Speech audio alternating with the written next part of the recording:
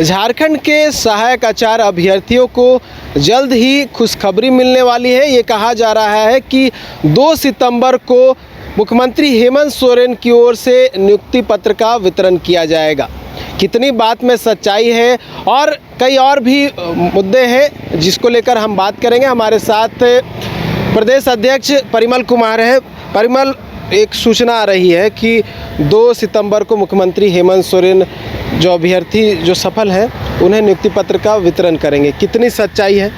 देखिए, ऐसे तो अधिकृत तौर पे जब तक लेटर आ नहीं जाता है तो इसको कह पाना मतलब जल्दबाजी होगा। लेकिन यह जिस तरह बातें चल रही है और जिस तरह समाचार पत्रों में हम लोगों ने पढ़ा, विभागीय स्तर पे जो हम लोगों ने देखा, समझा, बुझा, उससे यह प्रतीत होते जा रही कि 2 तारीख संभवतः राज्य में सभी सहायक आचार्यों को जो कक्षा 6 से 8 के गणित एवं विज्ञान के छात्र हैं जिनकी काउंसलिंग प्रक्रिया पूर्ण कर ली गई थी, वैसे सभी छात्रों को नियुक्ति पत्र वितरण किया जाएगा। अच्छा, 2 जो लैंग्वेज टीचर है और इंटरमीडिएट 10 टीचर है, उनका भी तो रिजल्ट आ चुका है, उनका काउंसलिंग नहीं हुआ है, तो क्या उनका भी होना है या फिर उनको बाद में दिया जाएगा? नहीं, देखिए, इसमें अभी आपको पता है कि सबसे महत्वपूर्ण है कि सभी का जिला फोल्डर वापस कर दिया गया, तो जब तक उस पर कोई डिसीजन नहीं हो जाता है तब तक तो अभी उसकी प्रक्रिया तो नहीं हो पाएगी।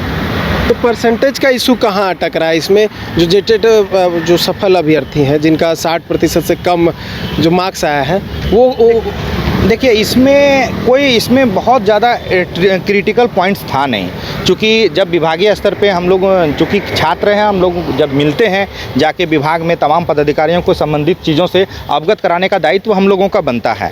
और हम लोगों ने जब सुप्रीम कोर्ट के डबल बेंच के जजमेंट को हम लोगों ने दिया तो निश्चय ही सहायक आचार्य के मामले में एक ट्रिपल बेंच प्रदीप कुमार के जजमेंट को रिप्रेजेंट किया गया और रिप्रेजेंट करते हुए ये कहा गया कि ट्रिपल बेंच के जजमेंट के अनुरूप हम इस कार्य को नहीं कर सकते। काफ़ी हम लोगों ने बात को खंडन किया कि नहीं, इस बात को ऐसा इंटरप्रेट नहीं किया जाता, क्योंकि डबल बेंच का जजमेंट ये कहता है कि टेट एक आहारता है। जब किसी नियुक्ति प्रक्रिया में टेट के अंग को जब इंक्लूड नहीं किया जाता है तब आप सहायक आचार्य की नियुक्ति प्रक्रिया में बिल्कुल उसको स्वतंत्र रूप से लेने की बात है। लेकिन इसके इतर जैसे ही अगर कोई छात्र अब टेट में जो आरक्षण का लाभ ले लेते हैं तो सारे लोगों का कहना था इसमें कि नहीं, इसको दूसरे तरह से इंटरप्रेट किया गया। जबकि जब विभिन्न वो जो जजमेंट है, एक राजस्थान का कोई छात्र है वो दिल्ली की नियुक्ति के बारे में बात कर रहा है कि हम दिल्ली की नियुक्ति के लिए हम अगर ओबीसी SC ST आरक्षण के तहत 5% से हम सीटेट अगर पास कर जाते हैं और उसके बाद हम दिल्ली सरकार में अगर गवर्नमेंट की नियुक्ति आती है, DSSB की नियुक्ति थी, अगर उसमें वो अप्लाई करते हैं तो वो अप्लाई कर नहीं पाते हैं। इसको लेके खंडन किया गया। तो उसी जजमेंट में विकास संकाय का जजमेंट का भी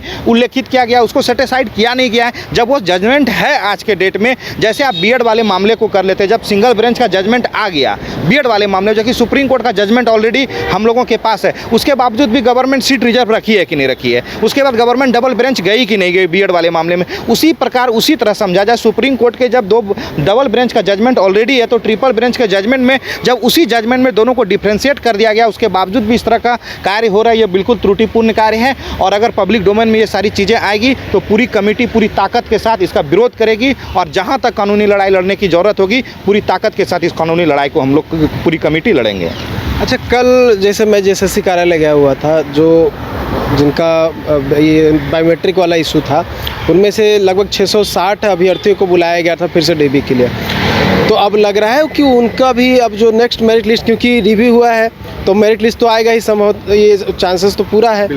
तो उसमें जो बचे हुए लोग हैं जो ये आरोप लगा रहे थे कि उन्हें शामिल नहीं किया गया है, तो उन्हें भी इंक्लूड किया जाएगा। और बीएड वाला क्योंकि सरकार अपील में चली गई है तो उस मामले में भी हो सकता है कि सरकार के उस मामले में निर्णय कुछ हाईकोर्ट का है, उसमें ऐड करके दिया जाए। सरकार गवर्नमेंट ने जो सुप्रीम कोर्ट में जो 150 पन्ने का एफिडेविट पुनः जो दाखिल की थी, जब 18 अगस्त को इसकी सुनवाई चल रही थी, उसमें उन्होंने स्पष्ट किया कि 77 बच्चों का साइंस में DB जो बायोमेट्रिक छूटा हुआ तो उन बच्चों का DB कराया जाएगा। लेकिन इसमें केवल 57 बच्चे ही ऐसे हैं जो फाइनल मेरिट लिस्ट में चयनित होंगे और 20 बच्चे ऐसे हैं जिनका फाइनल मेरिट लिस्ट में चयनित नहीं हो पाएगा। उसी प्रकार से क्रम से सोशल साइंस, लैंग्वेज और कक्षा 1 से 5 के अभ्यर्थियों के साथ भी होगा। जितने बच्चों का DB कराया जा रहा है बायोमेट्रिक के साथ, वो सभी के सभी बच्चों का फाइनल मेरिट लिस्ट में नाम नहीं आएगा। यह JSSC पहले स्पष्ट कर चुकी है।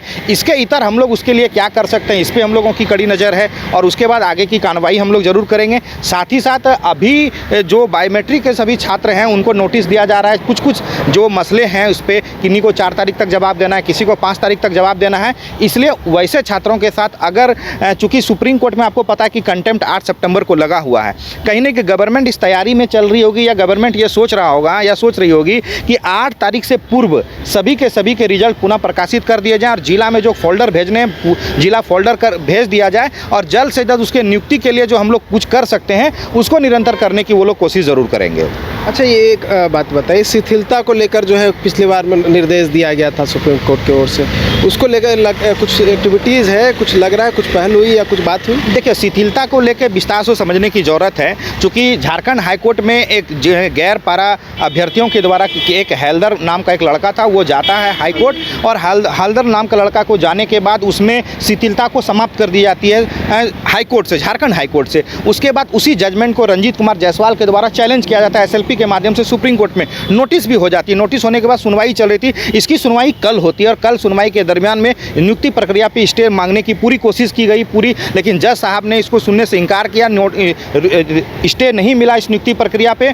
और चूंकि कोई सीनियर अधिवक्ताओं के द्वारा बहस नहीं की जा रही थी, इसलिए और इसके साथ साथ इसके इतर जो कि नियुक्ति प्रक्रिया में अगर स्टे लग जाती है तो ये आपको समझना पड़ेगा कि पारा टीचर का मामला अलग है, गैर पारा का मामला अलग है। पारा टीचर का सीट अगर रिजर्व है, अगर पारा शिक्षक अपने सीट रिजर्व में अगर स्पष्टता के साथ स्टे मांगते हैं, उससे मुझे कोई आपत्ति नहीं होगी। अगर पूरी नियुक्ति प्रक्रिया पे स्टे मांगेगी तो परिमल कुमार और पूरी कमेटी पूरी ताकत और मजबूती के साथ मैदान में सुप्रीम कोर्ट में उतरेगी। इसके लिए अभी और इसी वक्त से पूरी कमेटी तैयारी कर रही है। 18 तारीख का पूरे ताकत के साथ हम लोग भी उतरेंगे सुप्रीम कोर्ट में। अंतिम प्रश्न है, अब लग रहा है कि जो खुशखबरी है वो मिल जाएगा 2 तारीख को, क्योंकि लंबा समय बीत चुका, 2023 की नियुक्ति है ये, बहुत सारी अड़चनें आई, हाई कोर्ट सुप्रीम कोर्ट का रास्ता देखना पड़ा। अब फाइनली लग रहा है कि इसमें जो शिक्षकों का अभाव है झारखंड के स्कूलों में वो पूर्ण हो पाएगा। नहीं, देखिए, शिक्षकों का अभाव तो पूर्ण नहीं हो पाएगा, लेकिन कुछ हद तक जरूर अभ्यर्थी शिक्षक बनेंगे। लेकिन इसके साथ साथ सबसे गंभीर सवाल ये है कि BC1 और BC2 के जो छात्र हैं, जब अगर टेट के परसेंटेज को लेकर जिस तरह से सुनने में आ रही है उड़ती खबर से कि ये कर दिया गया है और ऐसा करके ही रिजल्ट प्रकाशित करेंगे या उनकी रिजल्ट को रोक दी जाएगी संभवतः, अगर इस प्रकार से होता है तो कहीं ना कहीं ये त्रुटिपूर्ण कार्य है और इसके लिए BC1 और BC2 के छात्र को घबराने की कोई आवश्यकता नहीं है। किसी को कहीं सुप्रीम कोर्ट या हाई कोर्ट जाने की आवश्यकता नहीं है। जिन बच्चों को बाहर निकाल दिया जाएगा फाइनल मेरिट लिस्ट में आने के बाद पुनः संशोधित मेरिट लिस्ट में, उन सभी छात्रों के साथ परिमल कुमार और कमेटी पूरी ताकत से खड़ी रहेगी। हाई कोर्ट से लेकर सुप्रीम कोर्ट तक 8 सितंबर को ही हम लोग पूरी ताकत के साथ खड़े रहेंगे। सभी अभ्यर्थियों को जल्द आह्वान किया जाएगा, जो हम लोगों का व्हाट्सएप चैनल बनाया गया उस चैनल के माध्यम से सभी लोगों को सूचना दी जाएगी और पूरी ताकत और मजबूती से इस नियुक्ति प्रक्रिया के पीछे खड़े हैं। किसी भी प्रकार की कोई भी अड़चने आएगी तो परिमल कुमार और उसकी पूरी कमेटी पूरी मजबूती से खड़े हैं। सारी अड़चनों से निपटने के लिए हम लोग तैयार हैं। चलिए, तो देखिए, कुछ हद तक जो शिक्षकों का अभाव है झारखंड के स्कूलों में वो पूरा किया जा सकता है और इसी के तहत जो 2 सितंबर को बताया जा रहा है कि मुख्यमंत्री हेमंत सोरेन खुद अपने हाथों से जो सफल अभ्यर्थी है उन्हें नियुक्ति पत्र बांटेंगे। देखने वाली बात होगी कि आगे और क्या कुछ होता है और मुख्यमंत्री हेमंत सोरेन की ओर से उस दिन क्या कुछ कहा जाता है। न्यूज़ बाइस्कोप के लिए कैमरा पर्सन गौरव के साथ नीरज कुमार, रांची। शहर की भीड़ से बोर हो गए हो तो चलिए आज नए वाइब में आपको लेके चलते हैं, जिसका नाम है वैदिक विलेज। एम्स पटना से 10 मिनट की दूरी पर नौबतपुर में स्थित ये सोसाइटी सिर्फ आपके लिए है। यहाँ पे मेन रोड 30 फीट की है, रिंग रोड 24 फीट की है और ब्रांच रोड 20 फीट की है। यहाँ मिलेगा आपको स्विमिंग पूल, जॉगिंग ट्रैक, मंदिर और 24/7 सिक्योरिटी कैमरा जैसी बेसिक एमिनिटीज। शांति और सुकून से भरा प्लॉट चाहिए तो सोचना बंद करो, अभी कॉल करो नीचे दिए हुए नंबर पे।